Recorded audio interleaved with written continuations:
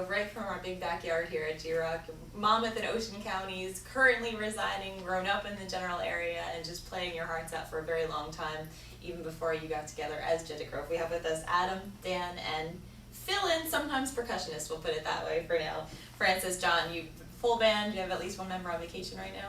Honeymoon, actually. Oh, honeymoon, that's exciting, that's celebratory. But it's often different versions of the band that come in and out of GROCKRISIng, so you'll get to do as a couple of acoustic tunes, different side of some of the songs that people will be able to hear on your album out right now. Easily accessible at any of your shows through the website too, I'd imagine, too. Yeah, we're working on iTunes, and you can purchase songs off of our MySpace as well. Simple to get. It's Faint Young Sun Paradox, Jeta Grove, definitely worth picking up, and they'll be able to do us a couple songs in just a moment. But first we want to talk to you guys.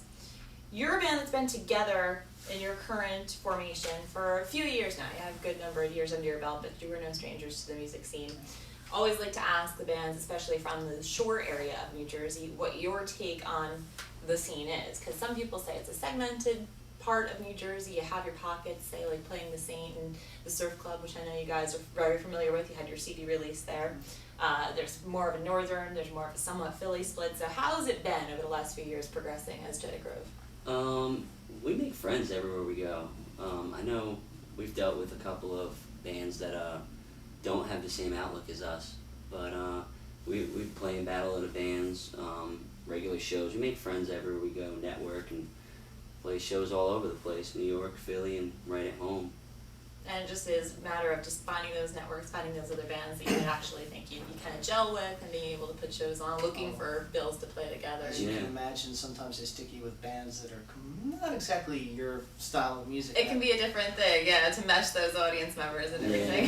Yeah, indeed. It can make for a really interesting show, though. It can work either way, right? Yeah, too much of the same thing is kind of boring also. Mm-hmm. So. Yeah. So you're pretty relaxed as far as you're going into a show, and you might not know what to expect. You kind of keep your mind open that way. Yeah. The idea that you mentioned, Adam, the idea of Battle of Bands, something that another thing that all Jersey bands must deal with in whatever way they want. The idea of showcasing or Battle of the Bands, and people have different outtakes on it. So going into it, it's not so much, it seems like to you guys, of a kill or be killed competition. You kind of are looking for any opportunity you might be able to get out of it with other bands. Yeah, if you go in only expecting to win, well, you're setting yourself up for disappointment. I've told these guys before, there are plenty of other bands out there that work just as hard as we do. Sometimes the judges, if it is a judge thing, could just be a preference, a musical preference. Right. Not that one's better or one's worse. Someone's got to win, someone's got to lose, but we always win because we always make friends. We always network. Just recently we made friends with Last Perfect Thing. I'm sure you've heard of them. Oh yeah, they're all over the awesome place. local band. Yeah. I'm surprised they're not national yet. And they got us doing shows in the city and doing all kinds of cool stuff. We just did a show with Matt Pinfield not too long ago. Okay, so Battle of the Bands for you then definitely would be a missed opportunity for people who might be kind of either intimidated by calling it that or worrying about the competition side of things. You want to just get out there and get your music heard, basically. Yeah, you said it better than I did. No, you said it fine. It's your own words. That's the important thing. Well, it's kind of like you're just playing with new audiences. That's Right. the other thing. You're playing in new places and new faces, and That's never a bad thing. it's never a bad thing. I mean, sometimes, Some shows are better than others. some shows are better, but it sucks when you lose. But in the same Right. token, we walk out ahead because Right. we make friends. People have heard us, and sometimes nowadays we can sell up a CD or two. Right. Speaking of CDs, I want to mention again, Faint Young Sun Paradox is the one that you have out right now available. Talking about the idea of balancing your gigs or any kind of shows you might be playing and then any kind of studio time that you get to.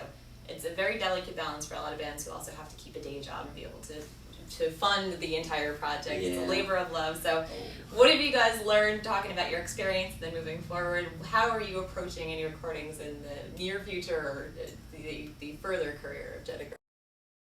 I think next time, be more prepared with the process and realize how much time it actually takes to do it the right way. How much money it takes. With this one, we kind of pieced it together. We started with maybe like $4,000, and then we ran out of money. And then the project was on the shelf. The project was just done. We had to play a ton of more gigs, save up money. Next time we'll definitely set a budget, set a reasonable goal, and try to stick to it. Really took us over a year to do this. We also had All of it. financial help from our drummer's dad.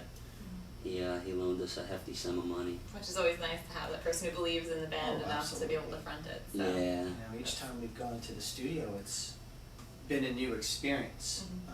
We've recorded before at was it Metro in Bayville, and then we went and we moved it up, and it was just like a completely different ball game. So then, as the ball game changed, the rules changed. It's like, and you know, but towards the end, it really started working. So now the next time we do go in, it's going to be a lot more streamlined. Hopefully, Right.